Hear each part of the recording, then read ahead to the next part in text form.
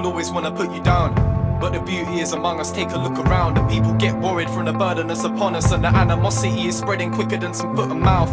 Was my granddad's funeral today, and it seems surreal, unusual, strange.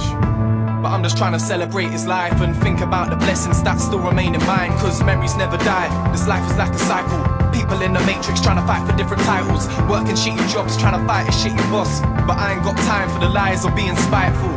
The force of karma is apparent, positive and negative, there needs to be a balance. I used to be depressing in my manner, now I try and enjoy the ride. I don't see it as a challenge, mind's racing, I can't go to sleep. I used to hold on hatred, stress and a load of grief. Think of seconds wasted, just sitting raging. It's hard to find patience when you're thinking that your future's bleak, but it's not impossible to change.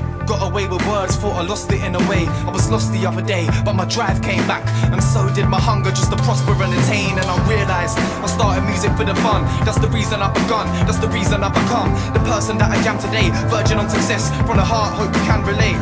Yeah. People say that things are going well. Respect for the ratings, man, I'm overwhelmed.